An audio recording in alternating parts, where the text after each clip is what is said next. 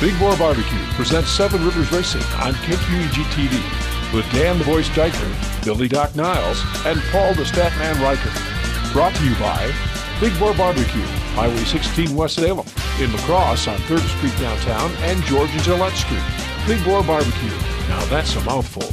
By Carey Heating and Air Conditioning, your residential specialist, serving the La Crosse area since 1929. Carey Heating and Air Conditioning. Welcome to Race Fans, Seven Rivers Racing, KQEG TV, along with Billy Doc Niles, I'm Radio Man Dan Dyker, and Paul Reichert's roaming around here someplace. I think he was going to get some pulled smothered pork from Big Boar Barbecue, our title sponsor for us. Well, yeah, and some corn because he loves the corn. We all know that. Nom, nom, nom. Paul's going, how did you get smothered and pulled in there? Well, it's Big Boar Barbecue. It's Big Boar Barbecue. Everything is smothered and pulled because it's delicious. 3 guests in a row, no replays of any races. Well, obviously, we didn't race last weekend, and I cannot believe I had an entire Saturday. I was going to take care of some business in the yard, and it was supposed to snow. No, and you called me. It was snowing like there's. I was in Sparta. I didn't get a single snowflake the entire day. So what did I do? I stayed glued to the chair. Yep, I dropped my wife and friends off at downtown La Crosse, and you'd have thought it was, Christmas Eve. It was snowing so hard in La Crosse, but well, we were sitting. It was all melted by the end of the day. So that's cool. And he didn't win the big money by like $518. You didn't get the $2,500. I was pretty depressed. I bet you our 3 guests in a row today didn't just sit back and lazily do nothing last Saturday. I bet you they're all working on 3 separate race cars. I'm sure they were. One of them definitely, he'll tell us about it later, definitely needs a lot of work done to it. But this guy had a pretty impressive weekend with all the what's a good word I'm looking for? Problems that were pushed your way. And this is Tom Luethe, driver of the number 50 Sportsman. Tom, thanks for joining us. Thanks. Nice to be here. Good to have you in. Let's go back to Thursday practice. I watched you just barely get into the wall backwards in turn 2, and then after I left, you ended up succeeding, and that may have altered a little bit of how you raced during the Frostbuster.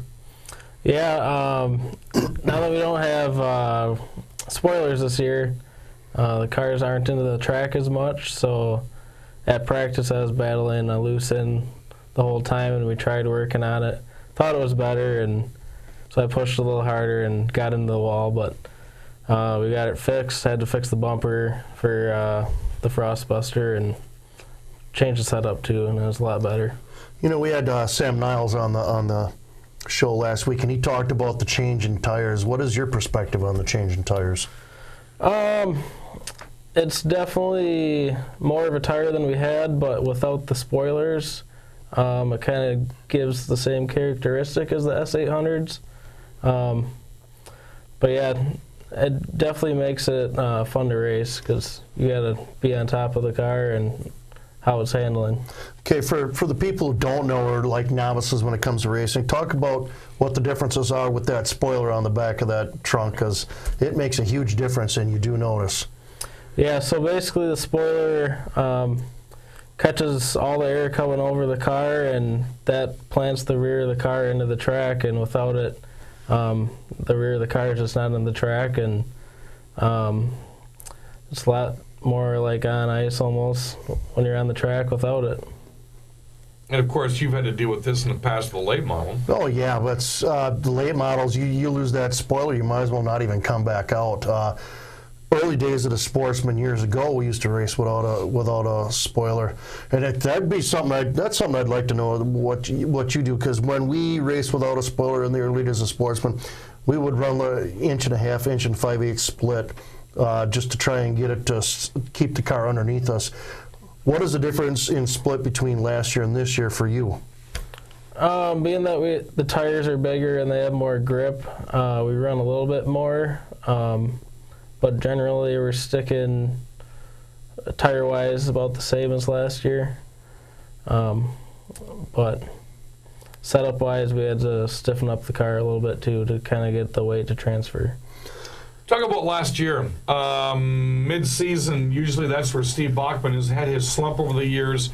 Didn't matter. He goes out, wins a championship. You, on the other hand, pick up 4 feature wins and went from mid-pack to challenging for a championship late in the season. Yeah, I was definitely came into the season hoping to get my first feature win, and they all came real quick after that, and yeah, it just really helped being able to get that monkey off my back and just going out and racing my races, and just helped out big time. Going into the season, like you said, you hope to get one feature. Did you think they would come in a bunch like they did? Not at all, no. So, let's talk. We talked about this on the radio show. You actually earned 2 of them. The 2 of them you kind of had it gifted to you. A win's a win. Did anybody give you a lot of crap like they did me? A little bit, but Here it is 5 years later, and we're still giving Niles crap. Oh yeah. Hashtag Mr. Technicality. Yeah, but like you said, a win's a win, and I'll just always look back to it. I won 5 features last year, so. And he told us on the radio show he's never had a quick time yet. Yeah, a fast car. And that really kind of, I had to think of all the names that usually get all the quick times, and we were all focused on his feature wins last year. That's got to be your next hurdle, is getting quick time at least once this year. Yeah, that's definitely a goal. Frostbuster qualifying, we were a little bit slower, but I learned some things from that, changing quite a few things, actually trying to get some speed for the next time out.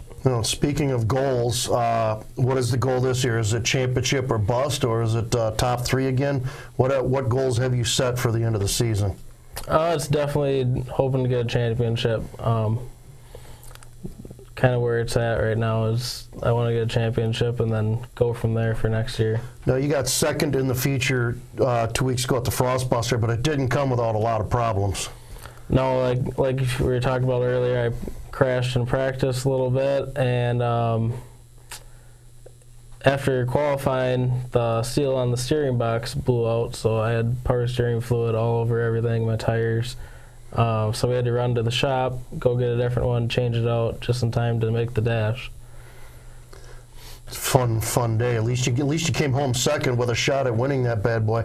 We got less than 2 minutes to go. Talk about the people that are helping you out this year in 2019. Yeah, I got Nick's Bar, Chug-a-Lug Transport, Gilster Farms, Iron Ram Fab, AB Seed. See, he killed it in the radio show. Yeah, he did, yep. You totally messed him up here. Lindvig Trucking, R&E Sports and Avon Shop, and Frog Racing. Oh, and Gilster Farms? I think I already said that. Did he mention I just did them in the different order on the radio show. One of 3 brothers joining us on the program today. They all support the Luethe Racing title. They pretty much have had the same similar colors on cars. I guess you can see there's always some black or some orange in there throughout the years. And that is Tom Luethe, driver of the number 50 Sportsman this year. Tom, thanks for coming to the program, and I got a feeling we're going to be saying his name quite a bit this year. Yeah, it's going to be a tough sportsman class. He talked about it on the radio show. Sam talked about it last week. It's going to be a fun class to watch. And again, that is Tom Luethe coming into West Salem. When we come back, Luethe Part 2 is going to join us on today's version of 7 Rivers Racing. You don't have to fly to Kansas City to get great barbecue. Are you ready for the Ultimate Platter Challenge? Jerry here at Big Boar Barbecue. Our Ultimate Platter is loaded with pork, brisket, chicken, ribs, 3 sides, and 4 slices of bread. If you can eat it all, it's yours free. I'll even give you a certificate for another one you can share with your friends. So how about it? You ready to take the challenge? Stop by, check out the rules, and dig in. And oh yeah, that's a mouthful. American Standard Heating and Air Conditioning is built to a higher standard, so you can focus on the problems in your life that actually matter. Hey, Dave. Like giving Jeff his ladder back before he takes it back. Or where to put the food when you both get the groceries.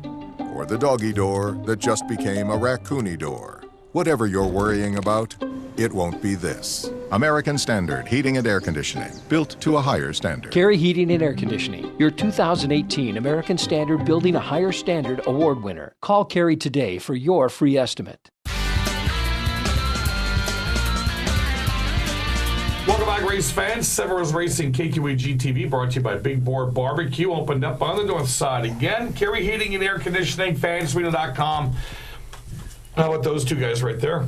He can't see him. Our guest is in the way. Back 40 Wraps and Epic Media and Vinyl supporting that banner. You look at that banner, and it looks like there's 2 Super Bowl trophies right with the shadow right there and there. That looks pretty cool. We are the champions. They look like Vince Lombardi trophies, don't they? Nice and silver. You're not a Vikings fan, are you, Mark? No. Good. We were going to have to hide them under the table where our next guest is hiding, too, because our next guest can hide under there. Mark Luethe joining us, one of three brothers on the program today, and supporting Luethe Brothers Racing. And Mark's going to kind of take a step backwards this year, but Billy kind of brought it up during the radio show that, Mark, you're going from a sportsman car this year into the Hornet class, and we hate to use the word going backwards, but you brought up a great point in the radio show. Competition-wise, I think you're going a little bit forward this year. Yeah, like I said, the class is really stout with a lot of cars, and it makes it really interesting when you're starting in the back and you get to pick off 20 cars to try to win the feature, so it's a fun class. And it's the only class at lacrosse where I think there are at least 5 past champions. Yeah, there's a lot of champions, a lot of good drivers. People have been doing it for a long time, so there's a lot of people that can contend for a win every week. So, what necessitated the move from the Sportsman down to Hornet? Because you just don't do that on a whim. Yeah, I have a little girl on the way, so congrats. Yep, thanks, guys. Yep, so racing every week in Sportsman would just be a little too much. So every other week in Hornets is a little bit easier and a little easier on the pocketbook. So.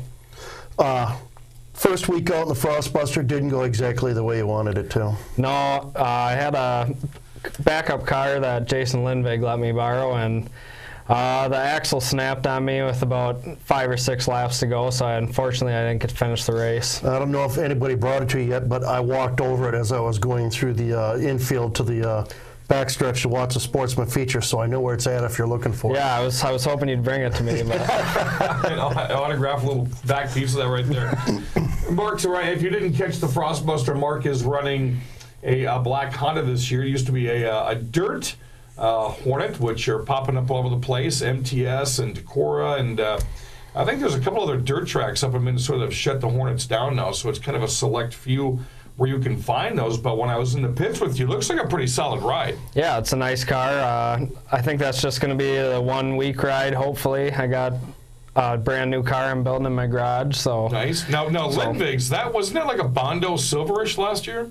Red numbers? Yeah, yep. What a memory that is. Holy cow. Why didn't I think of that in the radio Aren't show? you the elephant in the room?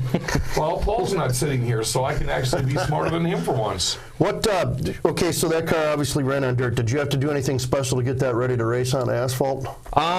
We changed the wheels and tires because it had offset wheels, and we can only run a 4-inch offset, and that had ones. Also, we had to change the springs around a little bit because obviously on dirt you want it to lean to the right side, and asphalt you want it to lean to the left. Mm-hmm. So. Biggest challenge you're going to face this year? I'd say, like we said to start the program, there is a lot of good Hornet drivers out there, both male and female. I mean, look at Jaden Schock, 15 years old last year, almost came out and won a feature in her first or second night. Cheyenne Stanfield's getting better. You're going to deal with Chris Thunderberg. You're going to deal with our next guest who should possibly win a championship. Jimmy Bjorkman is here. I mean, there's a lot of talent out there. Yeah, there's a lot of good cars, and I was actually telling Andy Barney I couldn't get around Jaden on the outside because the car wasn't handling right, and I was pinching her down, and she held her ground, so I thought it was pretty impressive for her being as young as she is. You made a pretty bold statement on the radio show about what you want to happen with you and your brother. Yeah, he wants to finish first, but I've been giving him crap all year that he's going to have to beat me first. So, wouldn't that be something? Jimmy's been racing Hornets, 4 or 5 years? 4 years now. Mark comes out after stepping back from the Sportsman and beats him in the. You would probably run him out of the class. He would probably quit if you won the championship. Yeah, I'm sure he would have a little hurt feelings at the end of the year. He's sitting behind her just laughing. Yeah.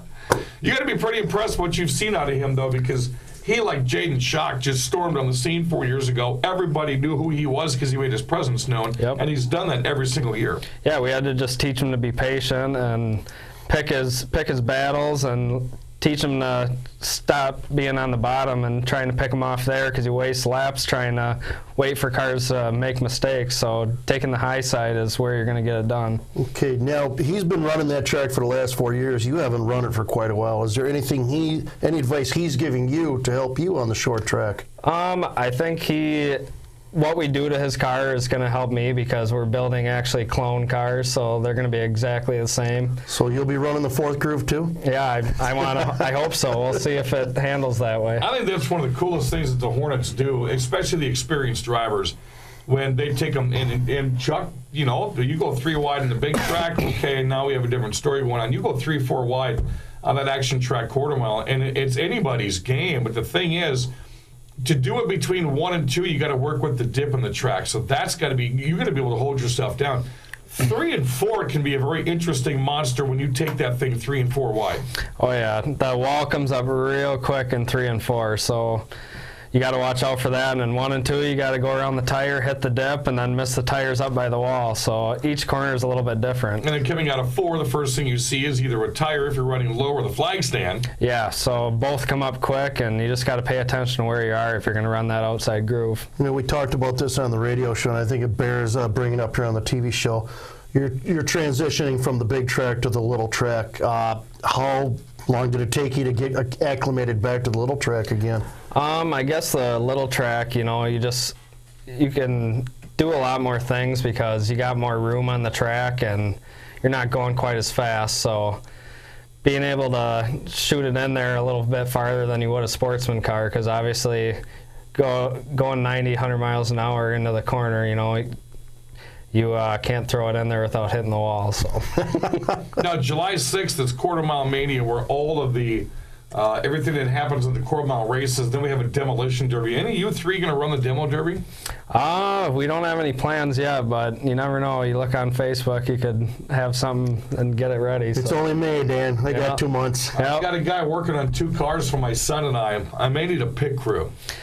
Yeah, that'd be fun. We might have to be there. We got powered by the Luethe brother clan. We got less than a minute left. Why don't you talk about the sponsor to help you out in 2019? I got Nick's Bar, I got Gilster Farms, R&E Sports and Avon, Lindvig Trucking, and Gilster Genetics.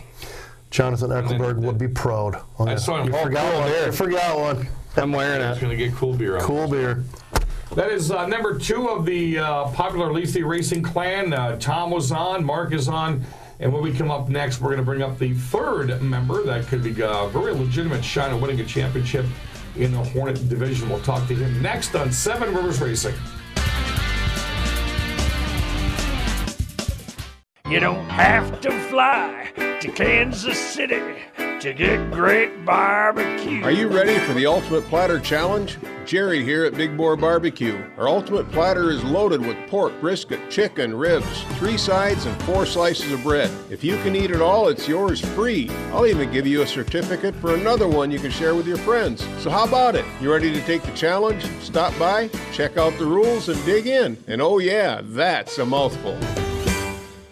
American Standard Heating and Air Conditioning is built to a higher standard, so you can focus on the problems in your life that actually matter. Hey, Dave. Like giving Jeff his ladder back before he takes it back.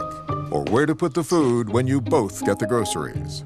Or the doggy door that just became a raccoony door. Whatever you're worrying about, it won't be this. American Standard Heating and Air Conditioning, built to a higher standard. Carey Heating and Air Conditioning, your 2018 American Standard Building a Higher Standard Award winner. Call Carey today for your free estimate. Welcome back. 7 Rivers Racing, KQEG TV, brought to you by Big Boar Barbecue. With Billy Doc Niles and Radio Man Dan Dyker. We're not letting Paul on the...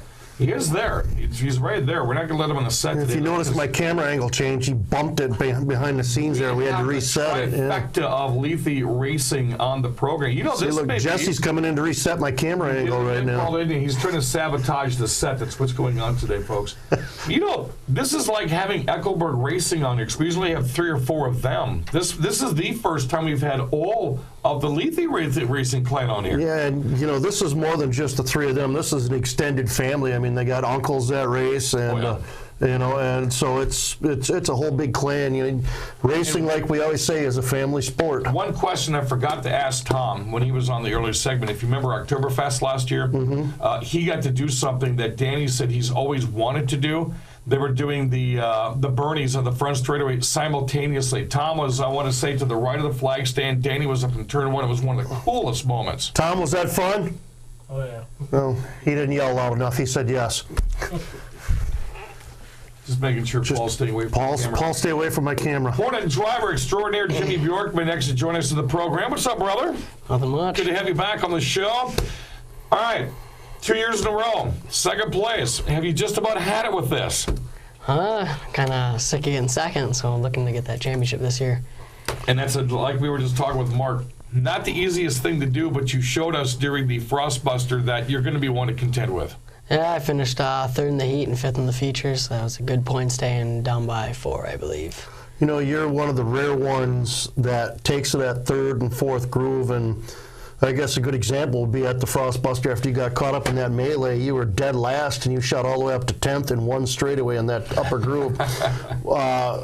Have you always had confidence to run that upper groove, or is it just something you tried, kind of, I don't know, and then you just felt comfortable with? Well, in my first year, I kind of hugged the bottom, and then getting my second year, getting the championship points, my brothers told me I got to get out of there because I was kind of running into people down there. If I wanted to win something, I got to learn to be up top. Yeah, and you know, you brought up a good point in the radio show that a lot of the action happens down in them upper grooves, and it makes sense to go up there. So do you do anything special to set your car up, especially that high bank and 3 and 4? Do you do anything special to set your car up to get through them corners?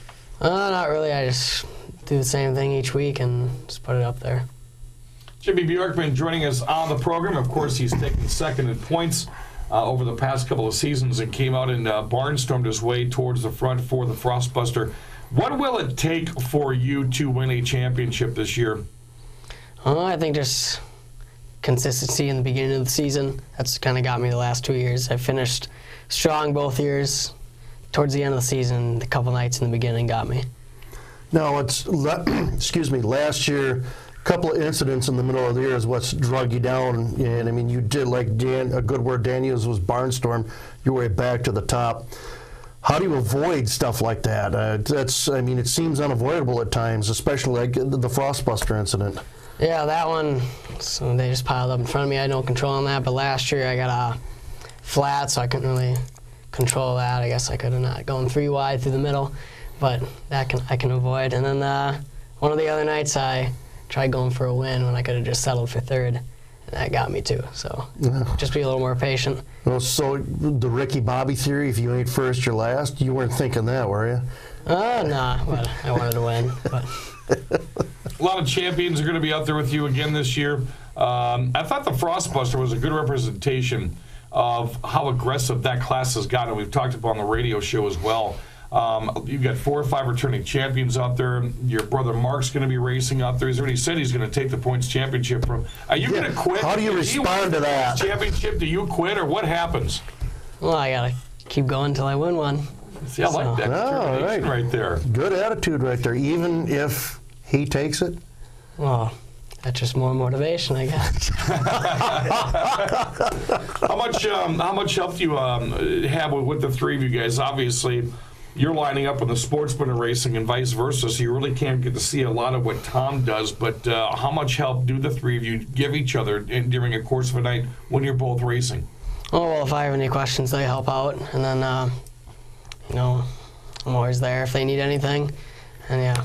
It's pretty much we all help each other. You know, we talked about at the start of this segment about the family. How much do you get help from Uncle Dan and Uncle Jim, or maybe even Ryan Powell? I know he sticks his head in there every now and then. Yeah, he's always at the shop helping us, and then like last year I got to keep my car at the shop with Danny up at Jimmy's place, so they were helping with that too.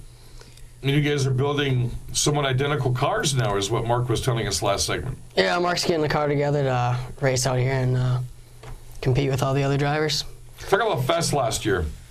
It's going in the Fest down by 19, I believe. 2 drivers, him and Brandon Lemoyne. That was it. Yeah, it was down to us, and I think he had to get dead last night to win, and got up to third, and he finished around 10th or so we didn't get it there. Talk about the competition, because every year it starts out, it looks like there's about 8 to 10 people that could win this, and usually it whittles down to about 2 or 3 or 4. But still, that is some stiff competition in that Hornet class. Yeah, I know 2 years ago I had a battle with Mark Hornets, and I grew up watching him race Hornets at the track, and I think he's got 7 championships, so that was, I know he was experienced. And then Brandon, he had a good car last year, and he's been racing a couple of years, so I knew it was going to be tough. I think Brandon's major advantage last year is he stayed out. I mean, obviously, when you've got 30 Hornets on the track, it's hard to stay out of other things that are happening with cars. He just got lucky. He was never involved in that big one week in and week out. Plus, he hit the first 2 features and just kind of consistently hit the top 5s all year, too. Yep. So we got, less than 2 minutes here. Talk about your sponsors on your car for this year. This year I got Nick's Bar, Features and Holman, R&E Sports and Avon Shop, Marshy's Pet Spa, Overtime Pub, Zone Sports Bar and Grill, Weir's Machine, Frog Racing, and Gilster Farms. Now, he had a piece of paper during the radio show. I was going to say, where is your paper? Look at that. Done. Jonathan Eckelberg taught you well. Very nicely done. It's nice to finally have all 3 of these guys on the program at the same time. They're really a treat to watch them race, whether Mark's doing Sportsmen or Hornets. I can't wait to see what he does in the Hornets this year. And it's always a luxury to have a brother out there. If you are leading the points championship coming down towards Fest, you've got an ally on the racetrack. Yeah. We don't talk about that. Well, of course not. Well, we can because we're doing a radio show, and we're not doing TV. We're not doing it at the racetrack. Man, okay. Yeah, we got to play the slide it a little bit right there. Paul Reichert might join us next week. We're undecided. We're going to see how bad this show looked because he kept kicking. He kept bumping my camera. Yeah, the camera that you see. Look at that. I lost half my arm. He hit it again. Yeah, he's doing it on purpose. Want to thank Tom Luethe, Mark Luethe, Jimmy Bjorkman for joining us in the program. If you get a chance to meet these guys and you haven't yet, they're a treat. This is a fun bunch to have on the program, and we greatly appreciate it. For Jesse, who's turning everything behind the wall, Paul Reichert's back there kicking the camera up. That's Billy Doc Niles. I'm Radio Van Dan Dyker. Hit Big Boar Barbecue. I'm going to get some burnt ends this week before lacrosse gets the season underway. That's going to do it. Thanks for joining us on 7 Rivers Racing. You've been watching 7 Rivers Racing on KQEG TV with Dan the Voice Dyker, Billy Doc Niles, and Paul the Statman Reichert. Brought to you by Big Boar Barbecue, Highway 16 West Salem, in La Crosse on 3rd Street downtown and George and Gillette Street. Big Boar Barbecue. Now that's a mouthful. By Carey Heating and Air Conditioning, your residential specialist, serving the La Crosse area since 1929. Carey Heating and Air Conditioning. Thanks for watching 7 Rivers Racing on KQEG TV. You don't have to fly to Kansas City to get great barbecue. Are you ready for the Ultimate Platter Challenge? Jerry here at Big Boar Barbecue. Our Ultimate Platter is loaded with pork, brisket, chicken, ribs, 3 sides, and 4 slices of bread. If you can eat it all, it's yours free. I'll even give you a certificate for another one you can share with your friends. So how about it? You ready to take the challenge? Stop by, check out the rules, and dig in. And oh yeah, that's a mouthful.